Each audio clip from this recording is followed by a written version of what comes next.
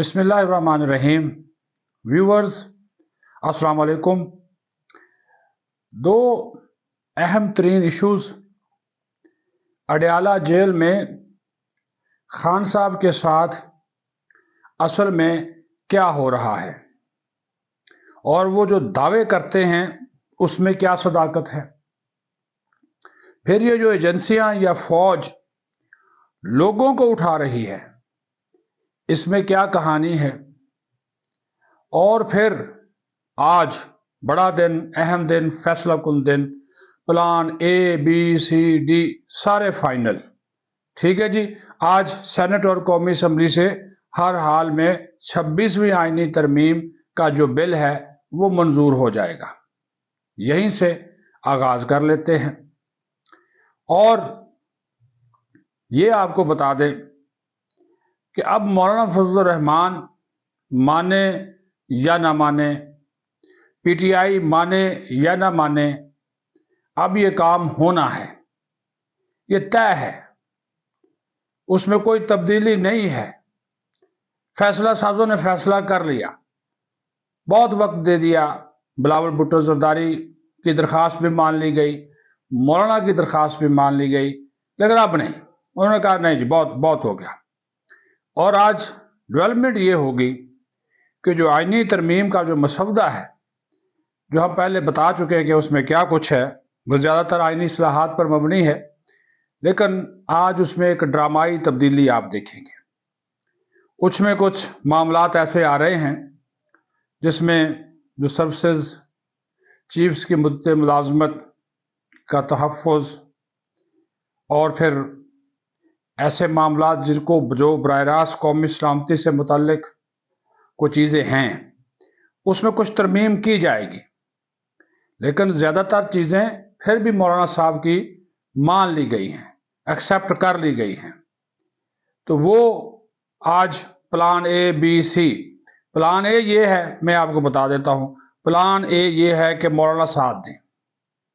तो फिर हमें बाहर से जो लोग खुद वोट देने के लिए तैयार हैं तहरीक इंसाफ के, 1 दर्जन के करीब सेनेट और कौमी असम्बली के, 2 के तो नाम आ गए ना जी, सेनेटर जरका और सेनेटर फैसल सलीम, ये सेनेट में। लेकिन मैं आपको बता दूं कि मेरे पास इंफॉर्मेशन है कि हो सकता है कि सेनेटर सैफुल्लाह नियाजी भी वोट दे दे, हो सकता है कि सेनेटर सैफुल्लाह अबड़ो भी वोट दे दे इस तरमीम के हक में। और फिर उधर कौमी असम्बली में 6-7 लोग हैं, वो वोट कर सकते हैं, वो आज़ाद हैं। और उसमें मैं आपको नाम बता देता हूँ, पीर ज़हूर हुसैन कुरैशी जो कि शाह महमूद कुरैशी के भांजे हैं, वो वोट करेंगे। वो मुकम्मल आज़ाद हैं, वो मुकम्मल आज़ाद हैं। वो ना पीटीआई के हैं ना सुन्नी तहरीक के हैं, उन्हें इलेक्शन ही आज़ाद लड़ा था और वो किसी जमात में शामिल नहीं हुए, वो वोट करेंगे, ये मैं आपको बता दूँ।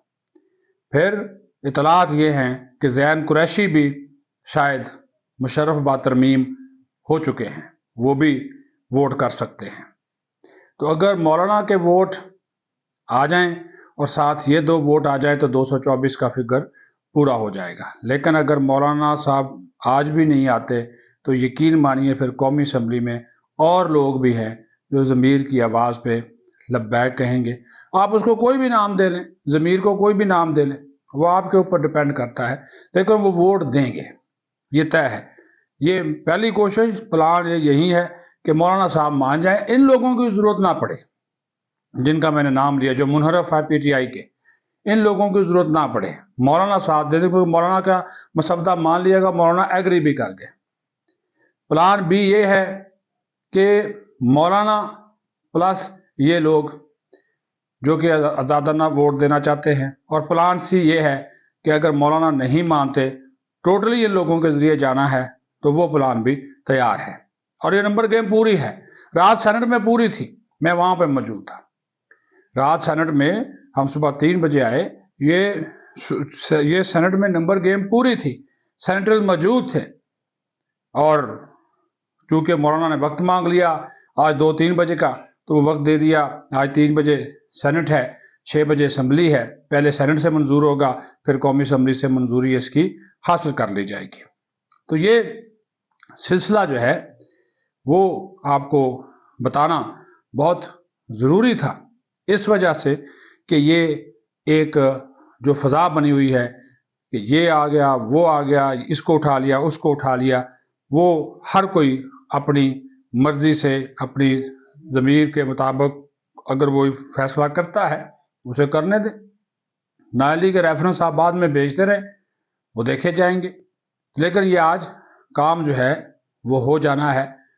اور یہ کیا کہتے ہیں نا جی، ایک لفظ ہوتا ہے، یہ ببانگ دہل ہوگا، دھڑلے سے ہوگا، اور وہ فیصل واؤڈا جو بات کر رہے ہیں وہ بات جو ہے وہ ٹھیک کر رہے ہیں، وہ ٹھیک بات کر رہے ہیں کہ یہ ہونا ہے، ہر حال میں ہونا ہے، سمجھنے والے سمجھ جائیں، کرنے والے کر جائیں، یہ ہم نے جو ہے انہوں نے کہہ دیا کہ ہر حال میں جو ہے وہ کرنا ہے۔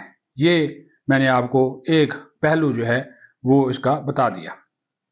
اب جو ہے وہ دوسری طرف آتے ہیں، وہ معاملہ ہے کہ عمران خان کے ساتھ بڑی زیادتی ہو گئی، ان کو جیل میں بڑا تنگ کیا جا رہا ہے، ان کی بجلی کاٹ دی گئی، ان کی بی کلاس کی سہولت ختم کر دی گئی، ان کو کھانا ان کی مرضی کا نہیں دیا جا رہا، اور ان کو تنگ کیا جا رہا ہے، ان کو قید تنہائی میں رکھا جا رہا ہے۔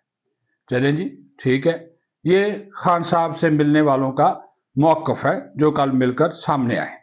گئے وہ آئینی ترمیم پہ ویسے بات کرنے تھے، آئینی ترمیم پر بات کرنے گئے تھے نا، لیکن نکلا کیا؟ نکلا بیچ میں سے یہ جناب خان صاحب کو یہ حاصل نہیں ہے، ان کو تنگ کر دیا، قید تنہائی، وہ اپنا رونا دھونا، قوم اور ترمیم کی کوئی فکر نہیں ہے۔ تو اس کے اوپر اڈیالہ جیل کا جو موقف سامنے آیا، اس میں جیل سپرنٹینڈنٹ اور جیل جو حکام ہیں انہوں نے باقاعدہ اس کا ایک سٹیٹمنٹ جاری کیا، جس میں وہ کہتے ہیں کہ بانی پی ٹی آئی کی خوراک، مطالعہ، ورزش کا خاص خیال رکھا جاتا ہے۔ بانی پی ٹی آئی کے سیل میں بجلی کی بلا تعطل فراہمی دی جاتی ہے، کبھی بجلی معطل نہیں کی گئی۔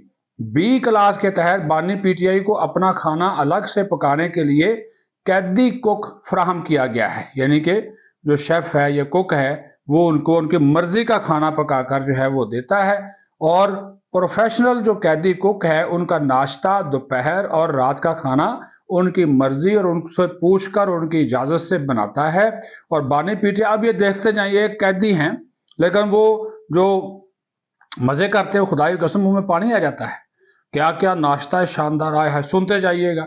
بانی پی ٹی آئی ناشتے میں لیتے ہیں جناب کافی، چیا سیڈ یا تخم ملنگاں، اور اس کے بعد چقندر کا جوس، دہی چپاتی، دہی بسکٹ اور کھجوریں، یہ ناشتے میں لیتے ہیں، پاورفل چیزیں ہیں جی۔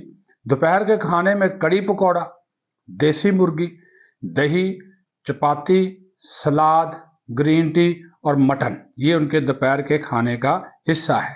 اب آ جائے رات کی طرف، رات میں جناب دلیا، پھر کوکونٹ جوس اور انگور وغیرہ کھاتے ہیں۔ یہ وی آئی پی قسم کا وی آئی پی قسم کا لنچ ہے، ناشتہ ہے، ڈنر ہے جناب، یہ وہ نوش فرماتے ہیں، کھاتے ہیں۔ اور ان کا کھانا اسسٹنٹ سپرنٹینڈنٹ جیل کی نگرانی میں تیار کیا جاتا ہے، یہ بھی آپ کو بتا دیں، اسسٹنٹ سپرنٹینڈنٹ جیل کی نگرانی میں تیار کیا جاتا ہے۔ اور جیل میں جو ہے وہ ڈاکٹر بانی پی ٹی آئی کا دن میں 3 مرتبہ معائنہ کرتے ہیں، ڈاکٹر 3 مرتبہ معائنہ کرتے ہیں، اور گزشتہ 2 ہفتوں کے میڈیکل ٹیسٹ کے مطابق بانی پی ٹی آئی مکمل طور پر صحت یاب ہیں۔